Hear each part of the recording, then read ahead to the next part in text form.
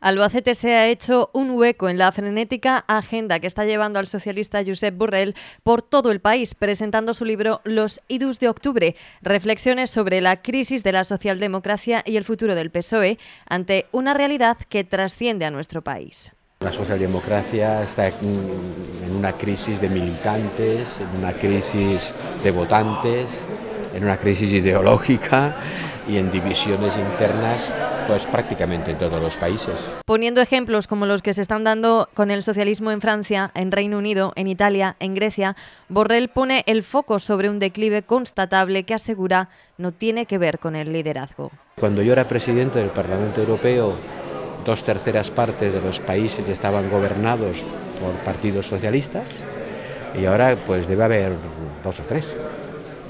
Suecia, que ganamos en el 2014, Portugal, que gobierna en minoría apoyado por lo que allí sería el Podemos de aquí, pero sin Pablo Iglesias, y poca cosa más, ¿no? Y entonces los problemas que tenemos en España, de los que también hablo en el libro, claro, pues no son problemas de España, no son problemas, no es la culpa del liderazgo de fulanito, que se arreglaría cambiándole por otro, ¿no?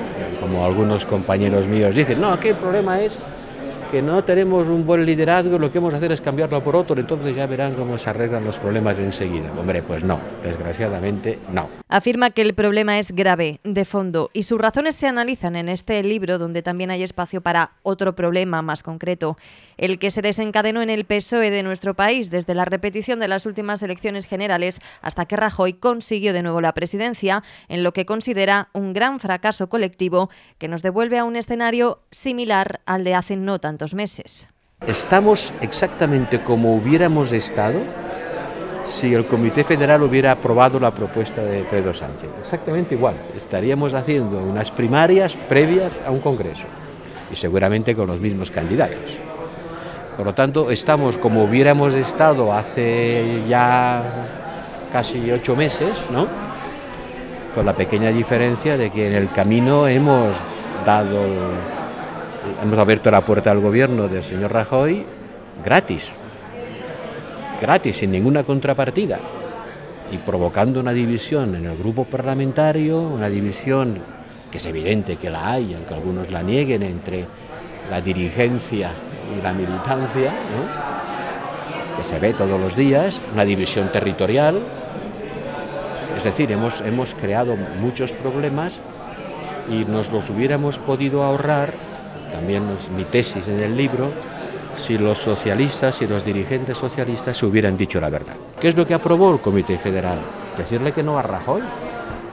Bueno, lo que no vale es decir en el Comité Federal, vamos a decir que no a Rajoy, y a continuación este carrusel por todas las radios y las televisiones de muchos dirigentes diciendo lo contrario.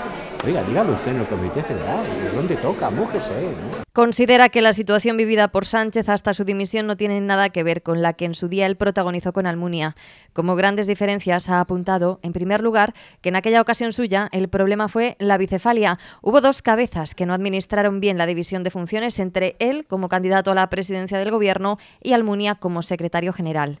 Y en segundo lugar, que Borrell dimitió porque quiso, mientras que Pedro Sánchez tuvo que hacerlo, ha asegurado, ante un conflicto grave que en su opinión estuvo muy mal administrado. Eso de provocar la dimisión de 17, aprovechando además que el pobre Pedro Cerolo ya se había muerto y que otros 2 ya se habían ido y tener ya la mitad más 1 y creer que con eso no me pareció y lo explico en el libro, una forma transparente de proceder. Porque lo adecuado hubiera sido, ha apuntado, que esos disconformes hubieran presentado una moción de censura para criticar aquello que no compartían de la dirección.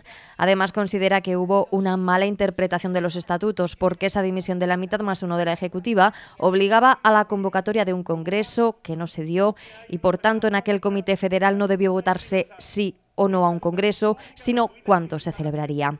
En cualquier caso, los acontecimientos fueron los que fueron y nos sitúan a 10 días de unas primarias socialistas en las que Borrell cree que ya no estamos entre A, B y C, sino entre A y B.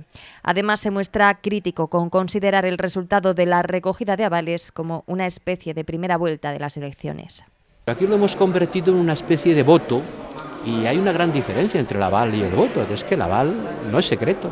Reacio a la conjunción del verbo coser para señalar lo que necesita el PSOE, es claro a la hora de apuntar en torno a qué se debe crear la unidad. La unidad tiene que ser en torno a un proyecto. La unidad no es en torno a una persona, la unidad es en torno a un proyecto.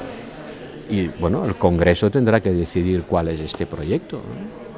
No será fácil, pero esos vaticinios apocalípticos de que el PSOE se va a romper, o como decía ayer alguien, nos jugamos el ser o el no ser. Bueno, no nos pongamos dramáticos, porque eso querría decir que si gana alguien, el PSOE es, y si gana otro, el PSOE no es, ¿no? Yo creo que no podemos descalificar así a las candidaturas, todas son del PSOE. Pasa que dentro de la familia socialista, pues evidentemente hay diferentes aproximaciones y diferentes puntos de vista. Y miren, cuanto más grande sea el partido, más diferencias va a haber en los puntos de vista dentro, ¿no? Él ha avalado a Pedro Sánchez, aunque asegura que le habría gustado que se pudiera avalar a más compañeros. Y explica que este libro que desentraña los idus de octubre no es para apoyar la candidatura de Sánchez, sino para arrojar luz sobre una realidad para cuyo futuro quiere un partido socialista más participativo, más democrático, más abierto y menos endogámico.